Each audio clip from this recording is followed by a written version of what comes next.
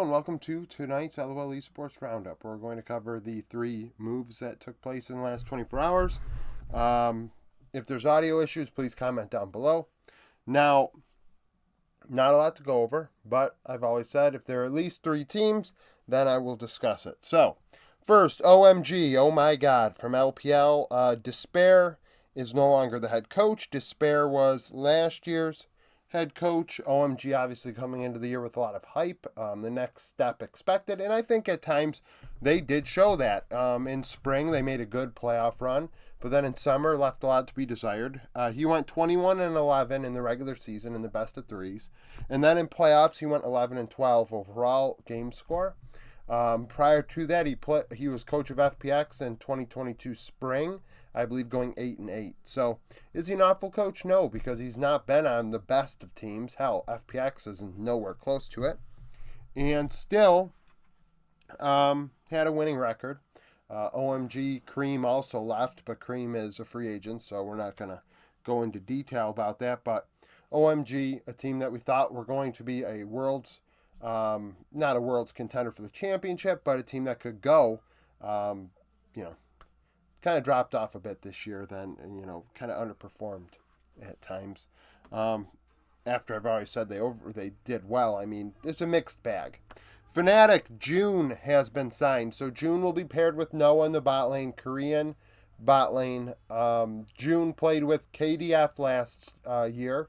He did lose his job to Andal. I don't think that was right. Frankly, I thought June played much better than Andal. And June being paired with Taeyun made a lot of sense because they'd been together with DRX. So the games that he did play, he was not in a foreign situation.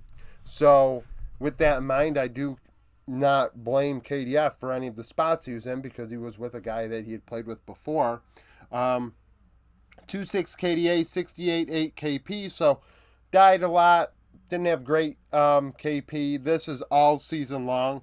223 damage per minute. 3.4 vision score per minute. Very good. 1.31 wards placed per minute. So very strong vision score when you take into account that he only put down 6 to 7 wards every 5 minutes. A lot of players we see putting 8, even 9. In Ignar's case, it was over 10 wards. 13 wards, so 6 to 7 wards every 10 minutes. It's over a ward placed per minute. 13 wards every 10 minutes, 6 to 7 wards every 5 minutes. God almighty, heaven on earth.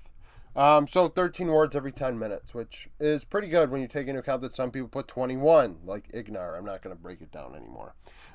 Control ward every other minute and cleared 2 wards every 5 minutes. 12 champions in 42 games. I do think he is going to be all right next to Noah, but I think Trimby's better than him.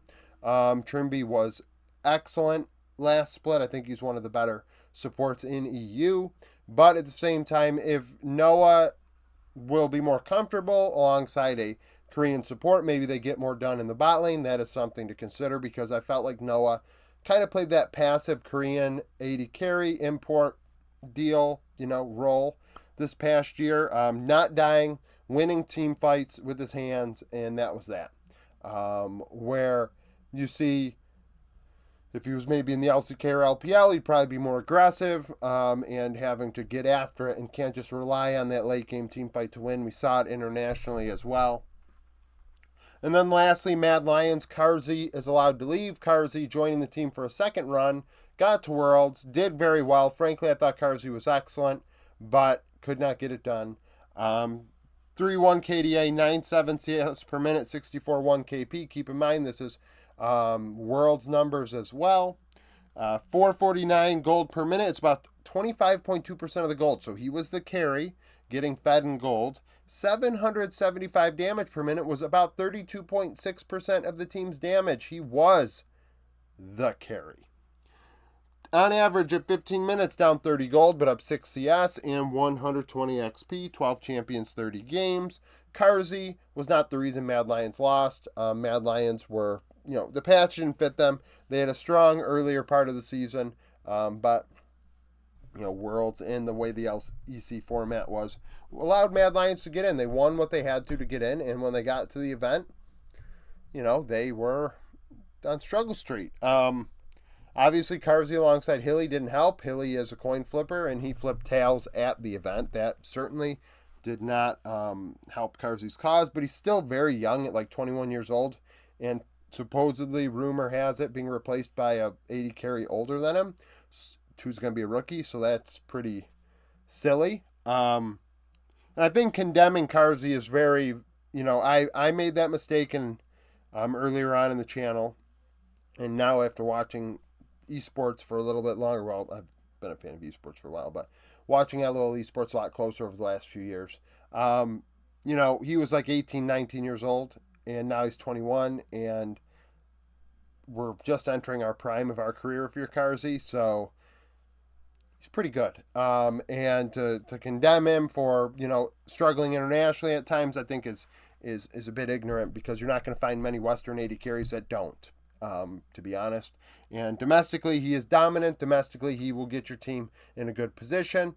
And frankly, that's all you can really ask for at this point. So that's it for this video. Thank you for watching. If you liked the video, like it. Subscribe to the channel for daily League of Legends content. Follow me on Twitter. Join the Discord. Become a YouTube supporter. And hope to see you again tomorrow.